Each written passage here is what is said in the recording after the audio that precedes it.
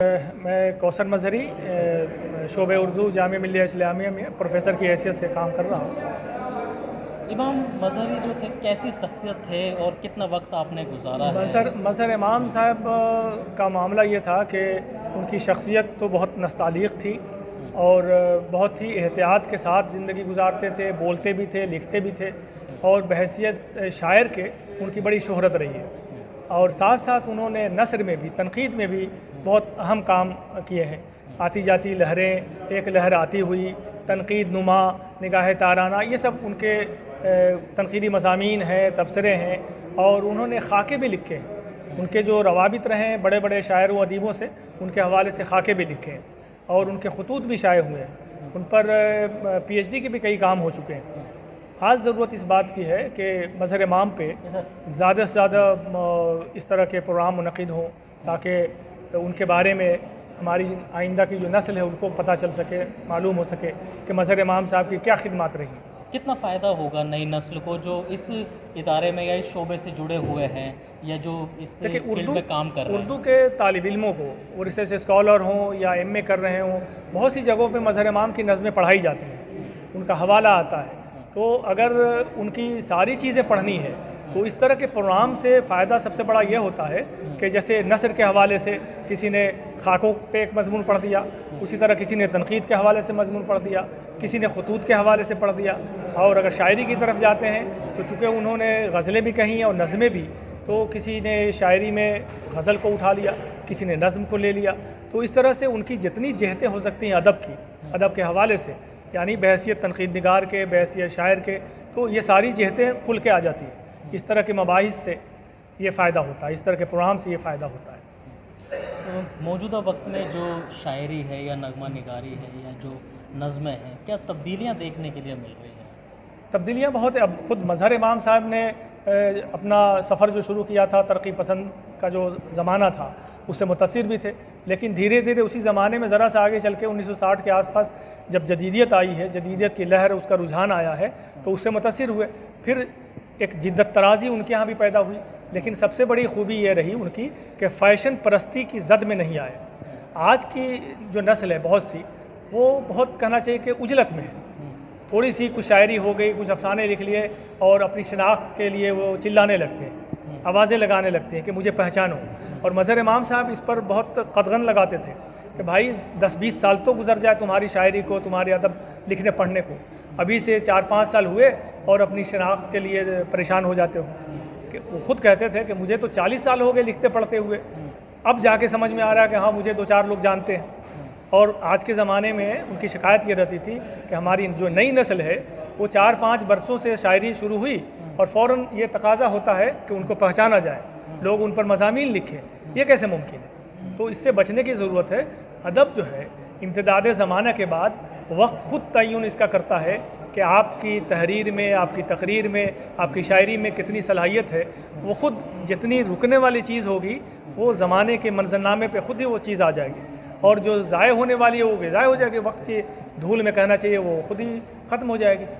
कोई एक मशहूर गज़ल उनकी या कोई नज़म या कोई ऐसा शेर जो इस वक्त आपको याद आ रहा हो और आप सुनाना चाहें? मुझे लगता है कि उन्होंने गज़ल और नज़म दोनों में बराबर का उनका मर्तबा है। लेकिन जब मैं गौर से देखता हूँ तो गज़ल के शायर ज़्यादा अहम लगते हैं और मक़दार के एतबार से भी गज़लें ज़्यादा कही हैं, नज़में उससे कम कही हैं। तो नज़म में उनकी एक नज़म बहुत मशहूर है जो मुझे पसंद है, उसका मैंने तज़िया भी किया था, वो किसी किताब में शामिल भी है। और उखड़ते ख़ेमों का शहर, ये नज़म बहुत मशहूर है, पढ़ने में भी रवां नज़म है और साथ साथ उसका जो कंटेंट है वो ज़माने के आशोब के साथ साथ उसको ला करके इंसान के वजूदी जो मसले हैं उस पर छोड़ना। और फिर साथ साथ ये भी है कि मज़हर इमाम ने ये काम किया उस नज़म की बुनत में। क्राफ्टमैनशिप जो होती है वो बड़ी चीज़ होती है नज़म में ख़ास तौर से। शायर अगर बिखर जाता है, फिर अपने मौजू पे नहीं आता है तो मसला बिगड़ जाता है। यहाँ मसला ये है कि उखड़ते ख़ेमों का जो शहर है नज़म बहुत मशहूर है और उसमें नूह अलैहिस्सलाम से जा कर के इंसान के वजूद को जोड़ दिया है। जो अपने किश्ती पे बच रहेगा वही अलैहिस्सलाम होगा। नज़्म पूरी याद नहीं है, उसका आखिरी नज़्म जो है वो दुनिया के और समाज के आशोब को भी पेश किया है, इंतशार को भी पेश किया है और आखिर में इंसान के वजूद को भी बताया है कि अक़ीदों का बिखराव हो, इंतशार हो, या इंसान की जो कसमपुरसी है, परेशानियां हैं, सब कुछ के बावजूद आखिर में इंसान का जो वजूद है उसकी क्या एंटिटी की क्या अहमियत रह जाती है उसको बताया है। और ये कहा है कि जो अपनी किश्ती पे बच रहेगा वही अलैहिस्सलाम हो गया। जोड़ दिया वो नूह अलैहिस्सलाम से। तमाम अजाब और आशोब दहर के बाद इंसान अगर अपनी शख्सियत को पहचान लेता है तो उसकी एंटिटी कभी ख़त्म नहीं होती है। ये उस नज़म का उन्वान है। और ज़माने को मज़हर इमाम ने उनकी रुमानी नज़में और शायरी भी है, गज़लें भी हैं। एक शेर मुझे याद आ रहा है गज़ल का, हमने तो दरीचों पे सजा रखे हैं पर्दे, बाहर है क़यामत का जो मंज़र तो हमें क्या। अब देखिए कितना बड़ा तंज़ है। हमने तो दरीचों पे सजा रखे हैं पर्दे, हमने तो दरीचों पे सजा रखे हैं पर्दे। घर में आदमी डाइनिंग हॉल में और ड्राइंग रूम में बैठ के खूबसूरती के साथ अपनी ज़िंदगी गुजारता है। बाहर है क़यामत का जो मंज़र तो हमें क्या। अब इतनी बड़ी चोट है, इतना बड़ा तंज़ है ज़माने पर, सोसाइटी में जो लोग बेहिसी के साथ जीते हैं। हम अपने ड्राइंग रूम में आराम और आसाइश की चीज़ों को लेकर के खा पी रहे हैं और बाहर क्या कुछ हो रहा है ज़माने में उससे बेखबर है। तो एक बेखबरी पर एक कहना चाहिए चोट भी की है, तंज़ किया है। मौजूदा वक्त में जिस तरीके का एक अजीब सा माहौल है, हर तरफ नफसा नफसी और एक नफ़रत का माहौल है, शायरी या किस हवाले जो है, मतलब शायरी किस तरीके से लोगों को जोड़ सकती है? सिर्फ शायरी ही नहीं, पूरा अदब का काम ही ये होता है कि इंसान की जो शिनाख्त है असल इंसान की, उस इंसान की खोती हुई जो अक़दार हैं, जो कदरें हैं, उन कदरों की बाजियाफ्त करना। जो कदरें मिट रही हैं, जो यानी ह्यूमन वैल्यूज़ मिट रही है, उनको जमा करना, उनकी बाजियाफ्त करना, ये अदब का काम है। वो शायरी हो या कहानियाँ हो या नावल हो, वो कोई भी सिनफ हो सकती है। काम सिर्फ ये है, शायरी का और अदब का मौजू इंसान होता है, बीच में इंसान ही होता है। अगर इंसान टूट फूट रहा है, उसकी ज़िंदगी में ख़राबी पैदा हो रही, इंतशार का शिकार है, तो उसकी निशानदेही करना वो अदीब और शायर का ही काम होता है। और यही ज़रूरत इस बात की है आज के दौर में, जैसे आपने सवाल किया, तो आज इस चीज़ की ज़्यादा ज़रूरत है कि हम अदब को ज़िंदा रखें। अदब ही वो एक ऐसा शोबा है ज़िंदगी का जो इंसान को बचाता है। अगर नहीं बचाता है तो आवाज़ ज़रूर उठाता है, आवाज़ उठाने का काम अदब करता है। वो शायरी के हवाले से हो या अफसाने के हवाले से हो, नावल के या ड्रामे के हवाले से हो, ये एक बड़ी खिदमत उनकी होती है। और कोई पैगाम देना चाहेंगे आज? पैगाम कुछ नहीं, बस ये मज़हर इमाम के हवाले से प्रोग्राम हो रहा है। नई नस्ल को मज़हर इमाम को भी पढ़ना चाहिए।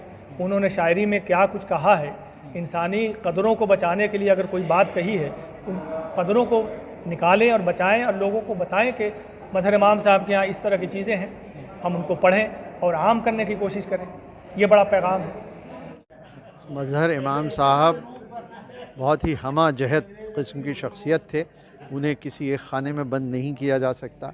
वो बड़े उम्दा शायर भी थे, वो बहुत उम्दा नस्र निगार थे, तनकीद भी करते थे और वो ब्यूरोक्रेट भी थे। उन्होंने दूरदर्शन की सरबराही की है और बहुत उम्दा अपना किरदार निभाया है। और आज उनके साहबजादे शहीर इमाम साहब ने उनको याद करने के लिए ये यादगारी सिलसिला कायम किया है। और आज लग रहा है जिस तरह से प्रोग्राम कामयाब हुआ है, अभी ये पहला तीन किस्तें हैं, इसमें पहला प्रोग्राम था जो बहुत कामयाब नज़र आ रहा है। इसके बाद के प्रोग्राम भी अच्छे होंगे। ज़रूरत है इस तरीके के प्रोग्राम? बहुत शदीद ज़रूरत है, इसलिए कि देखिए दुनिया में लोग काम करते हैं तो इसलिए नहीं कि उन्हें याद किया जाए, लेकिन जो लोग काम करके गए होते हैं हमारी ज़िम्मेदारी है कि हम उन्हें याद करें।